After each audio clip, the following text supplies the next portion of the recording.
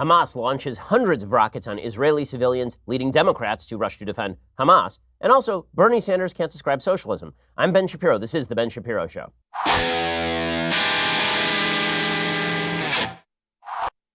All right, a lot to get to today. Obviously, big events happening in the Middle East. A lot of talk about Iran's intervention in the Middle East process, which has been facilitated by, us flying pallets of cash over to the Iranian regime. Don't worry, we'll get to all of it first. No one really has time to go to the post office.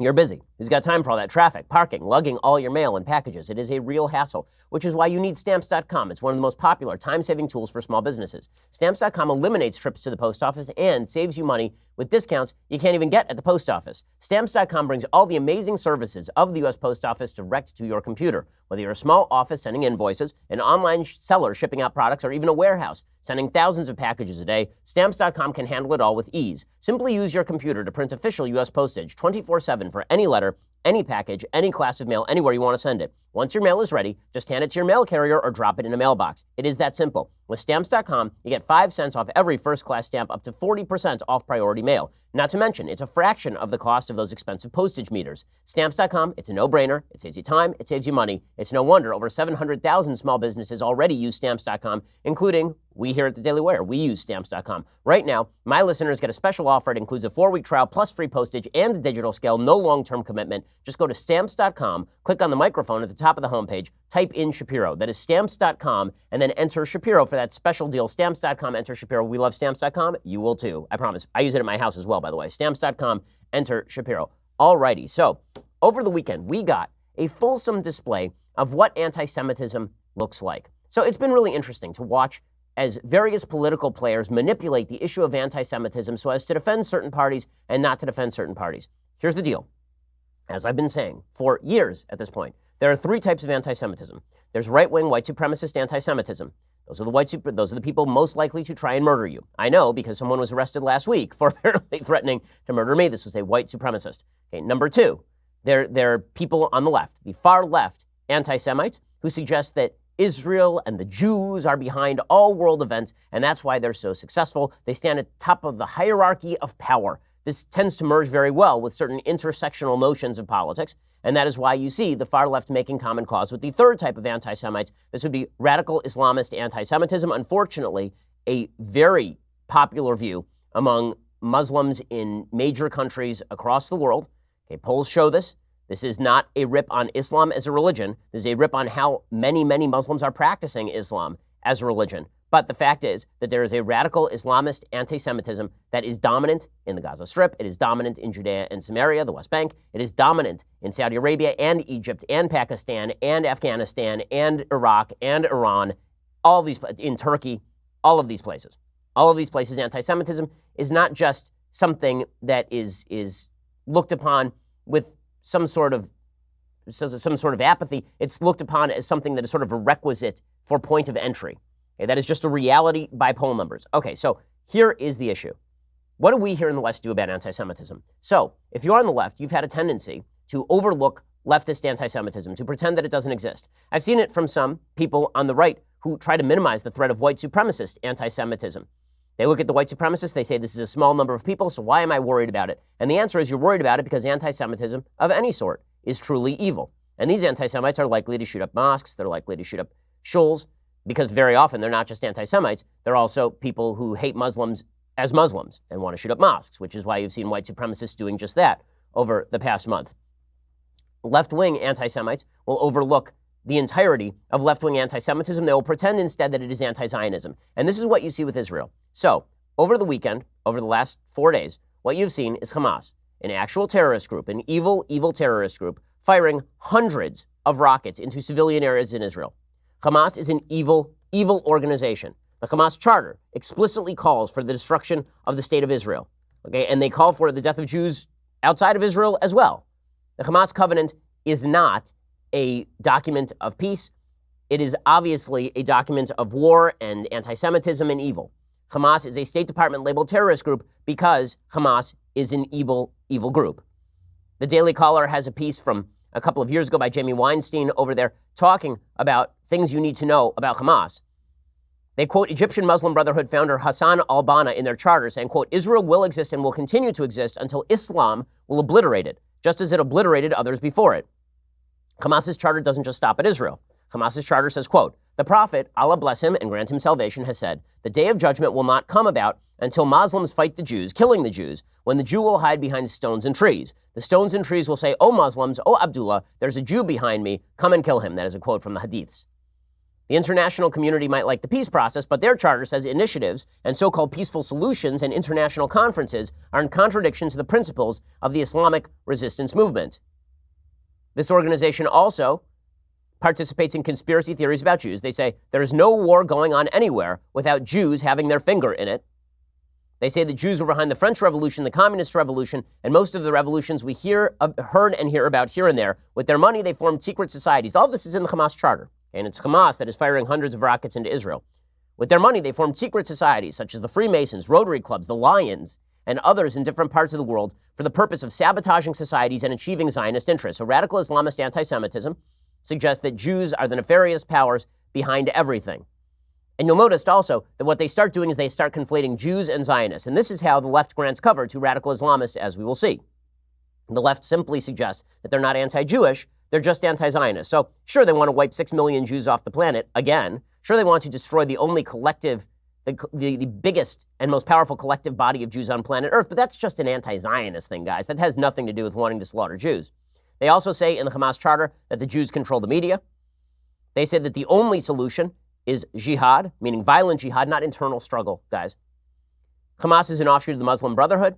They say that they are in favor of death for the sake of Allah. Hamas, of course, accuses Israel of being Nazi. They say that the Jews make no exception for women or children. And then they say the Zionist Nazi activities against our people will not last for long. Okay, so this is what Hamas is. Hamas is an evil terrorist group. So here is a map of what it looked like as the rockets fell across Israel over the weekend. Every one of these, if you can see this, every one of these red dots, every one of these red pinpoints is a rocket falling. Basically, it's all of southern Israel. It's everything from Sderot to Ashdod to Ashkelon, right? Everything to Beersheba, everything across southern Israel and central Israel is within the ambit of these Hamas rockets. And Hamas is deliberately firing them into civilian areas, and they're very excited about firing them into civilian areas. And for those who don't know what rocket fire looks like, here is some footage of the rockets being fired from Gaza. Hamas is being funded by Iran, so they have new, more sophisticated weaponry.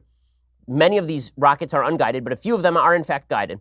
And here is what it looks like when your country, imagine your city here in the United States, is being fired on by hundreds of rockets from just across the border. Here is what that looks like. For those who can't see, you're looking at streams of rockets, dozens and dozens of rockets flying up into the air directed at civilian areas. Okay, this is what Hamas is doing. And they don't care where those land. How do we know we don't care where those land? Because one of these rockets, some of these rockets historically have fallen short and fallen into Palestinian areas. Over the weekend, a Palestinian pregnant mother and a baby were killed by a falling Palestinian rocket. The media immediately jumped to blame the Jews because they buy every aspect of Palestinian propaganda, because if you're covering the Palestinians in Gaza Strip, the only way they allow you in is if you use their propaganda. So they give false death statistics. They suggest that people who are killed are civilians rather than members of Hamas or members of Islamic Jihad, another evil terrorist group that works with Hamas in the Gaza Strip, and that together with Hamas forms a unity government with the Palestinian Authority in the West Bank. Okay, so they don't care about they don't care about their own citizens. If they cared about their own citizens, they wouldn't be spending tens of millions of dollars building terror tunnels in order to fight the Israelis, as opposed to, building up the area that Israel left in 2005. This is part of the background that people also need to know. Okay, this part of Israel, Gaza Strip is not controlled by the Israelis. The Gaza Strip was completely pulled out from by the Israelis in 2005. So any talk you hear of people talking about the so-called occupation of the Gaza Strip, there are no Jews in the Gaza Strip. In 2005, Ariel Sharon, then the Prime Minister of Israel, decided he didn't want to use Israeli forces to maintain a small Jewish community in what was called Gush Katif, and so they forcibly evacuated those Jews. Meaning Jews took other Jews out of the Gaza Strip. They handed over all their resources to the Palestinian Authority. The Palestinian Authority then proceeded to burn down all of those areas. Burn them down. Okay, they handed over a bunch of greenhouses that grew vegetables. Seems pretty innocent, right? They handed all of that over to the Palestinian Authority, and the authorities then burned those to the ground. There hasn't been a Jew living in the Gaza Strip for 14 years. And yet this is still considered quote-unquote occupation. By the way, in the aftermath of Israel pulling out of the Gaza Strip, supposedly in order to jumpstart a peace process to create a separation that would make Israel safer, the Palestinians immediately elected not the Palestinian Authority that Israel had handed over the Gaza Strip to. They immediately elected Hamas, an open terrorist group. The Palestinian Authority is a terrorist group too. They've just hidden it better for a while. And they're originally headed by Yasser Arafat. The Fatah Charter still calls for the extermination of the state of Israel. They have never actually publicly agreed that Israel has a right to exist. They've called for a two-state solution, but every time Israel has offered one, they've rejected it. Israel pulled out of this territory, and then this territory has been used as a staging point to fire rockets at civilians in Israel, not targeting military, targeting civilians. Okay, so all these rockets are being fired at Israel, and Israel has something called the Iron Dome. The Iron Dome system is a system that's been stationed in many of Israel's major cities, and it allows them to shoot down these short-range rockets. Here is what that looks like when it's happening. Here's some footage from the ground. So you can see these puffs of black smoke in the air. Okay, the puffs of black smoke in the air, that would be the Iron Dome knocking down the rockets. Now, it would be important to mention here that one particular presidential candidate in the Democratic Party voted against even funding Israel's Iron Dome. That'd be Beto O'Rourke. Beto O'Rourke was one of 8 Congress people who voted against giving Israel the ability to shoot down rockets fired at its civilian areas, which shows you where Beto O'Rourke and many members of the Democratic Party are. Now, in a second, I'm going to show you the impact of all of this, because there are 4 people who are dead in Israel, 3 Jews and a Bedouin. And this, no country would allow this sort of thing. None. And no one would be expected to allow this sort of thing. Imagine if Mexico were firing 700 rockets into San Diego, there would be no more Mexico. There would not be. Okay, the United States would immediately invade and topple the regime in Mexico. That's how this would go. How do we know? Because after Al-Qaeda knocked down 2 of our buildings in New York, we took down 2 countries. Okay, we went and we knocked out Afghanistan. We took down the Taliban. We invaded them, and we stayed there for near on 20 years. And then, in order to prevent another 9/11, this was the actual mission, we went into Iraq as well. So the United States doesn't tolerate this kind of crap, which is why we live a safe and secure life here. Israel is expected to tolerate this sort of evil, specifically because the world doesn't care if Jews get killed, so long as those Jews are being killed by certain people. And this is where the anti-Semitism question comes in. If you're only taking seriously one type of anti-Semitism, I don't want to hear crocodile tears about other types of anti-Semitism. If you only care when a Jew gets killed at the Pittsburgh Tree of Life by a white supremacist, but you don't care when a Jew gets punched in Williamsburg by a minority, or you don't care if a Jew is killed by a falling rocket in a civilian area in Israel, don't spare me your crocodile tears about anti-Semitism. We'll get to that in just a second. First, let's talk about how you make your neighborhood safer. Ring's mission is to make neighborhoods safer. You might already know about their smart video doorbells and cameras that protect millions of people everywhere. Ring helps you stay connected to your home anywhere in the world. So if there's a package delivery or a surprise visitor, you'll get an alert. You'll be able to see, hear, and speak to them all from your phone. That's thanks to HD video and 2-way audio features on Ring devices. I love Ring.com. I've had Ring devices at my house for years at this point, and since I obviously am very much invested in personal security and the security of my home, I can't recommend Ring highly enough. In fact, over the weekend, there was another person who was worried about security. I recommended Ring to them. As a listener, you have a special offer on a Ring starter kit available right now. With a video doorbell and motion-activated floodlight cam, the starter kit has everything you need to start building a ring of security around your home. Just go to ring.com/Ben. That is ring.com/Ben. Go check them out right now. Make your home safer. It makes your neighborhood safer. When your home is safer, your neighborhood is safer. So go check out ring.com right now. It's great. When I'm away from home, I don't have to worry about the safety of my house because I always know what's happening thanks to Ring. Go check them out right now at ring.com/Ben. Okay, so there is this tendency in the West to act as though this is every day in Israel. In Israel, thanks to these rocket attacks, there were 1 million people in Israel who were living underground. 1 million. 1 million people living underground thanks to these rocket attacks. Everyone had to evacuate their homes. And people have died in this. Here's a picture of the Bedouin who was killed in Israel. Many people were killed in Israel. One of them was a Bedouin. This fellow's name happened to be Zaid al-Hamada. He's a 50-year-old Bedouin because Israel is in fact a diverse country. There are no Jews living in the Palestinian Authority, nor will there be. There are 1.5 million non-Jews living in the state of Israel, maybe 2 million at this point. Another person killed Pinchas Pijushman, a 21-year-old father of 2, who was killed. Moshe Agadi was a 58-year-old, was killed when his van was hit by a Hamas rocket. And by the way, if Israel did not have quick response systems, then it would have been a lot worse. Here, for example, is a picture of a kindergarten that was hit. A rocket fell right into the middle of a kindergarten. This is a special needs kindergarten. So Israel specifically targets terrorists, and Hamas specifically targets special needs kindergartens. But don't worry, morally equivalent according to many in the West. Here's a house in Beersheba that was destroyed. You can see a picture, it's a video of the full destruction of the house. I mean, the house was just blown up, right? The rocket fell right on top of it. Thank God the people inside that house were living underground when that happened.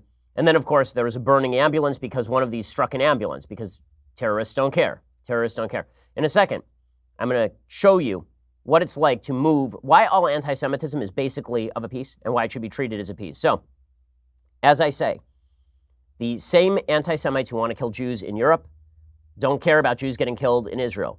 The same anti-Semites who pretend to care about white supremacist killings at the Tree of Life Synagogue will defend Jews being murdered in their beds in Israel.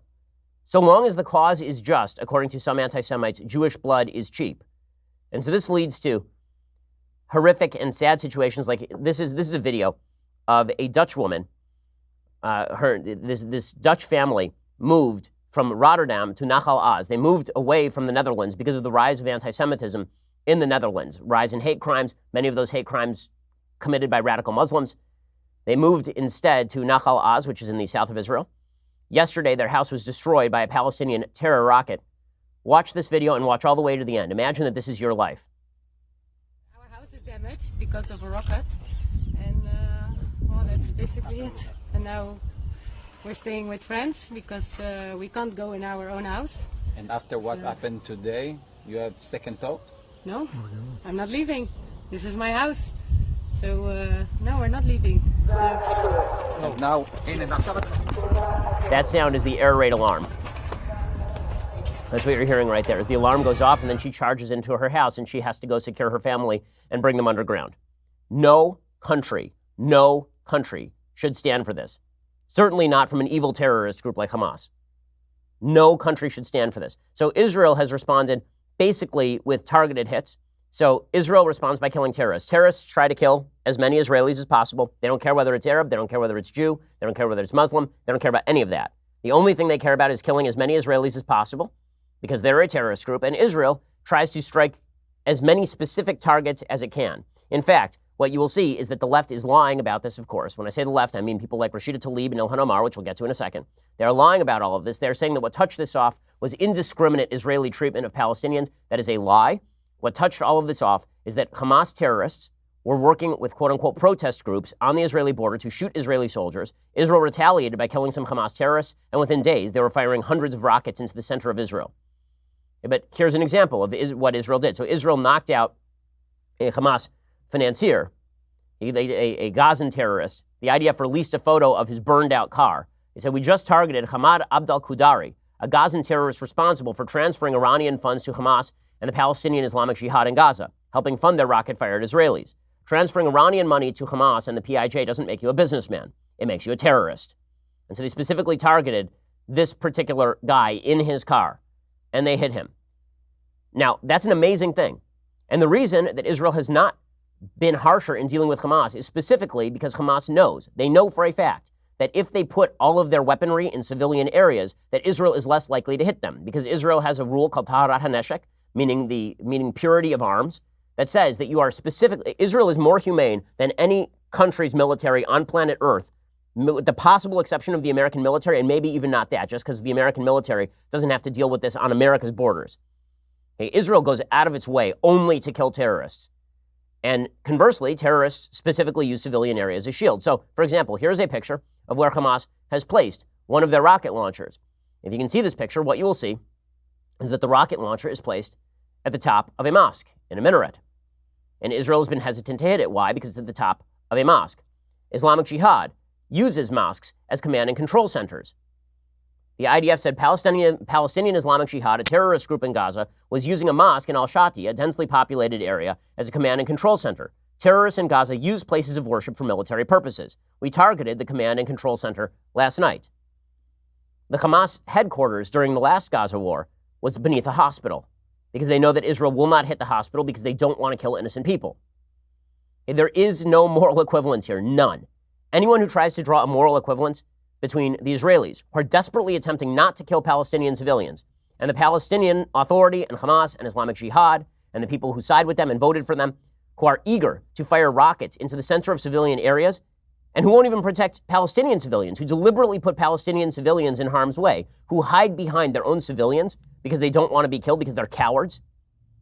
Anybody who draws that moral equivalence between the Israelis, who have not only handed over without any preconditions the Gaza Strip to the control of the Palestinians, but also have made repeated concessions in terms of territory to the Palestinians over and over and over, who Ehud Olmert in 2008 offered fully 96% of all land in Judea and Samaria, in the West Bank, most of which is historic Israel, offered 96%, and the other 4% would be land swaps. So the Palestinians would receive 100% of land, as well as connections between Judea and Samaria and the Gaza Strip, as well as East Jerusalem as the capital of the new Palestinian state. And Mahmoud Abbas, the head of the Palestinian Authority, walked away from the table without a counteroffer.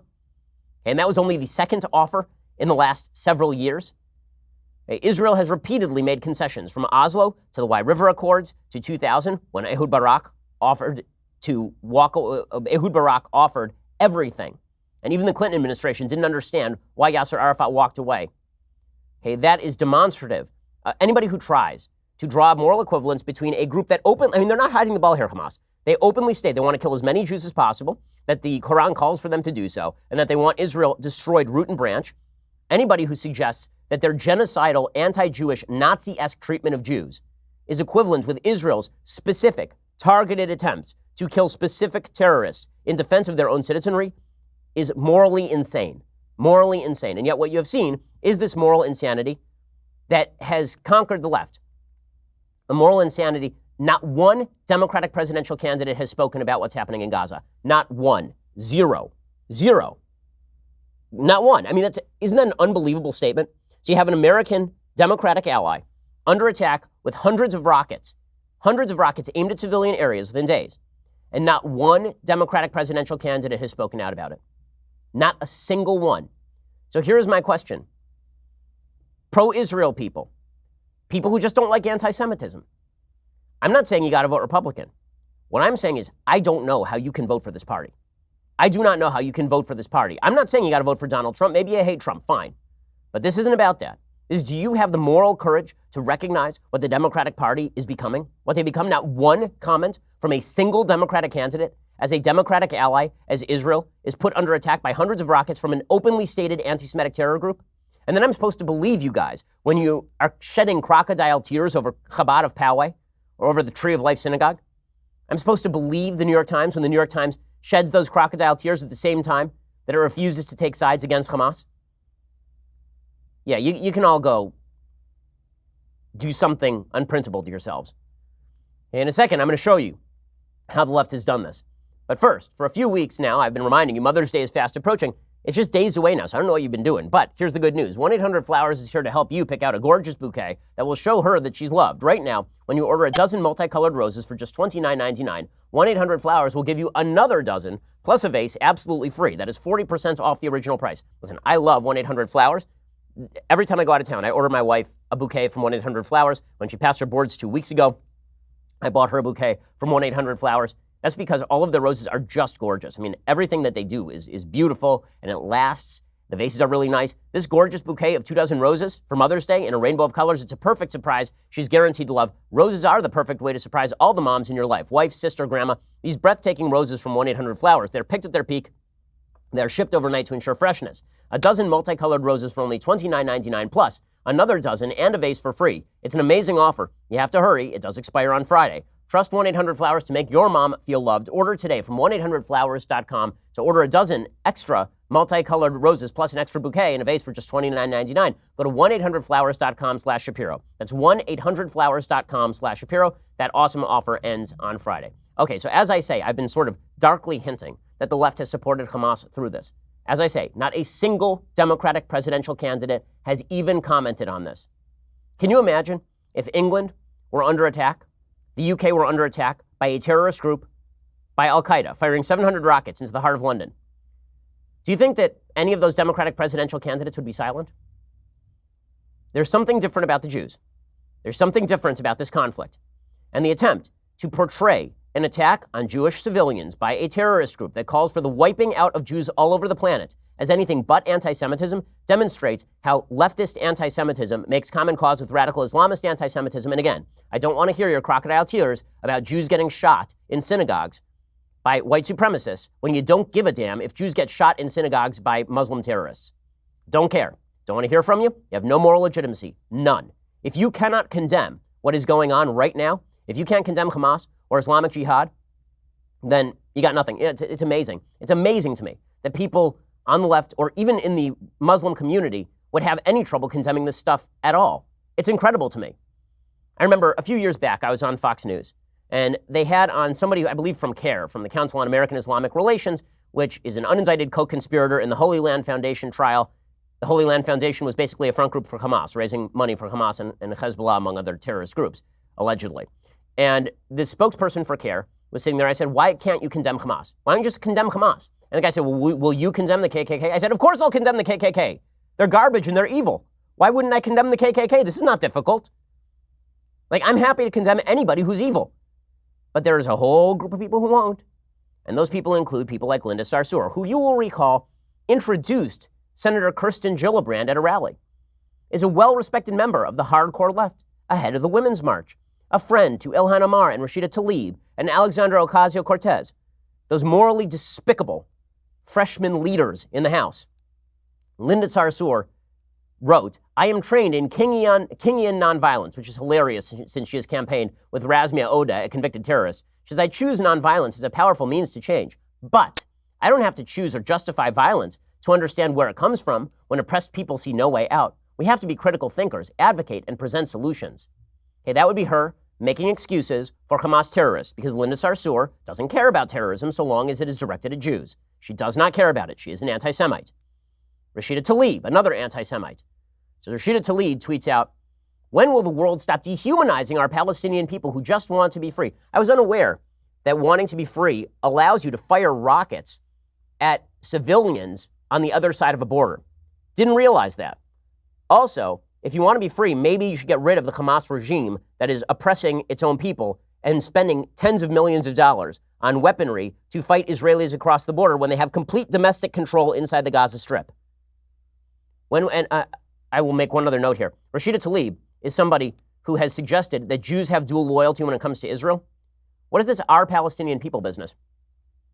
Now, I don't have a problem with her using that phrase. She's Palestinian. I don't have a problem with that. But if you're going to accuse other people of dual loyalty, lady, you might want to take a look in the mirror if that's the kind of phraseology that you're happy using. She has headlines like this, and framing it in this way just feeds into the continued lack of responsibility on Israel, who unjustly oppress and target Palestinian children and families. Israel unjustly targets Palestinian children and families? This is happening in the middle of a Hamas firestorm directed at kindergartens, directed at ambulances, directed at families and homes. And she is saying, oh yeah, this is Israel's fault. She is a terrorist apologist, Rashida Tlaib. And she's a damned anti-Semite as well. It is incredible that she's able to get away with this, and not only get away with this, that the Democratic Party will continue to ignore it. These are the same idiots and moral reprobates who wouldn't even pass an anti-Semitism resolution naming Ilhan Omar. They had to broaden it out to include all forms of hate. Why? Because they understand that if they condemn anti-Semitism, they are condemning the members of their own party. And it's not just Rashida Tlaib, it's Ilhan Omar, who herself, when I say she's a terrorist apologist, I mean she actively wrote a letter to a judge in 2016 asking that ISIS recruits be given a lighter sentence because they were marginalized communities in the United States. I'm talking about a lady who in 2013, in an interview, laughed at the idea that Al-Qaeda and Hezbollah were scary and bad. So here's what she tweeted out in the middle of all of this. How many more protesters must be shot? Rockets must be fired, and little kids must be killed until this endless cycle of violence ends. Okay, the people who were shot by the Israelis were not protesters. They are there, embedded among protesters and firing at Israeli soldiers. 2 Israeli soldiers were severely wounded, and Israel fired back on people who were shooting at them. How many more rockets must be fired? The only people firing rockets right now are the Hamas jihadists who are trying to murder Jews in their beds. How many little kids must be killed? I don't know. Why don't you ask the Fogel family, a family living in Israel who were slaughtered in their beds by terrorists, and those terrorists were then their families were rewarded by the Palestinian Authority, and streets were named after the terrorists who murdered, I kid you not, toddlers in their beds. The Fogel family, look it up. Ilhan Omar tweets, the status quo of occupation and humanitarian crisis in Gaza is unsustainable. Only real justice can bring about security and lasting peace. I assume by real justice she means firing rockets to civilians. The status quo of occupation, there is no occupation in the Gaza Strip. The only thing that Israel does is prevent transportation from Israel to the Gaza Strip, and the only reason they do that is because Hamas controls the Gaza Strip and has been using those transportation borders as a way to attack Israelis. And this is insanity. And the Democratic Party, not a word, nothing. Nothing. What they will do is they will point to the far-left Jews who have no association with Judaism other than to use it as a cover for their own anti-Israel activity and willingness to cover for anti-Semitism. This would include supposed Rabbi Jill Jacobs, who's a rabbi like I'm an NBA player. She's a rabbi like Bernie Sanders is a capitalist. Rabbi Jill Jacobs, who knows less about Judaism than the average dog owned by a Jew. Rabbi Jill Jacobs says, that's not comparing her to a dog, that's comparing her level of knowledge to that of a non-sentient being.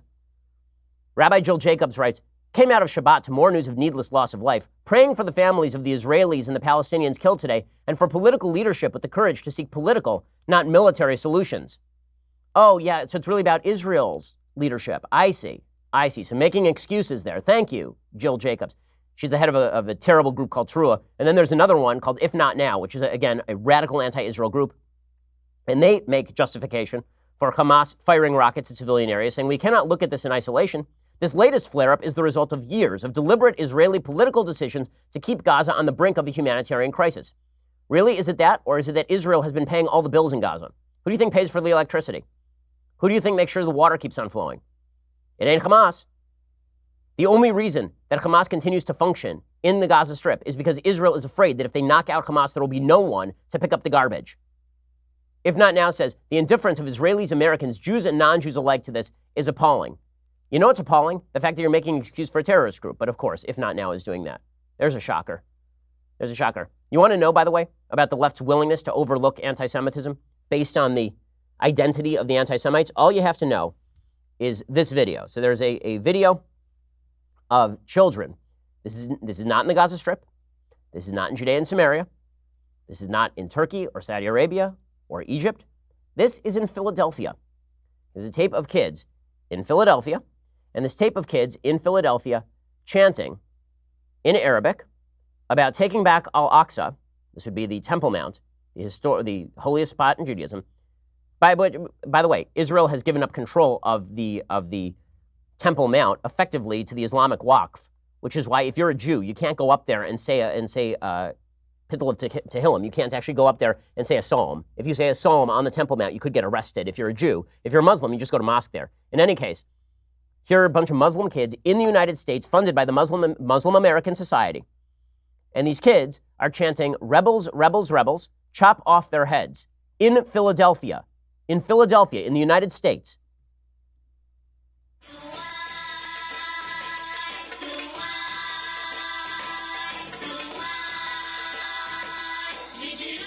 Glorious steeds call us and lead us onto paths leading to the Al-Aqsa Mosque. We will defend the land of divine guidance with our bodies. We will chop off their heads. We will liberate the sorrowful and exalted Al-Aqsa Mosque. We will lead the army of Allah, fulfilling His promise, and we will subject them to eternal torture. And these are kids in Philadelphia funded by the Muslim American Society. The Muslim American Society said, we'll look into it, but we're embarrassed this got out. Yeah, I'm sure you're embarrassed this got out. So, question. Didn't we have months, literally months of coverage of the Covington Catholic kids for standing there wearing MAGA hats? Months of coverage. And that was a Catholic school, right? Because Catholics are bad, we have heard from the mainstream media. This is a Muslim school. Have you heard about this anywhere? Was it on CNN? Was it on MSNBC? Did anyone cover it? Were there any questions asked about how the Muslim American Society funded this particular school or what they're doing to prevent this sort of indoctrination? Was there any question about, maybe looking into some of the other schools funded by the Muslim American Society to see what else they are teaching, which textbooks they are using, if they are funded by Wahhabists who are pushing a certain agenda? No, of course, we're not allowed to ask those questions. If we do, that's Islamophobia. We'll just ignore this. We'll pretend it doesn't exist. If you ignore anti-Semitism being preached to 8-year-olds, those kids are maybe 6, maybe 7, maybe 8 years old in this video, in the United States, you don't care about that because the only sort of anti-Semitism you care about is the white supremacists then you don't care about anti-Semitism. What you really care about is using anti-Semitism as a political tool to attack your political opponents. In which case, I have no interest in your opinions about anti-Semitism or, frankly, about anything else, because this is not just a question of Jew hatred. It's a question of basic morality. If you can't condemn one type of anti-Semitism because you're too politically invested in the outcome, then you're a bad person. You have a moral shortcoming. I'll get to more of this in just a second. I'll show you how the left is sloughing off anti-Semitism depending on the source. First, Mother's Day is coming up. There's absolutely nothing most of us wouldn't do to make sure the special moms in our life are happy. Sherry's Berry has special Mother's Day berries designed just for mom. They're topped with chocolate chips, pink shimmer sugar, and swizzles. You choose your delivery date to ensure mom gets your gift of Sherry's Berries exactly when you want her to. Your satisfaction? It's always guaranteed. Sherry's Berries, let me just tell you, the chocolates for Sherry's Berries, the caramels, like everything. They have a lot of kosher products, so I have a lot of these things. Oh my goodness. And their products are just delicious. If you are looking forward to the best sweets you can possibly buy, you need to visit berries.com today to order those freshly dipped strawberries starting at $19.99 for the moms in your life. To make mom really happy, you can double the berries for just $10 more. Mother's Day is Sunday, May 12th.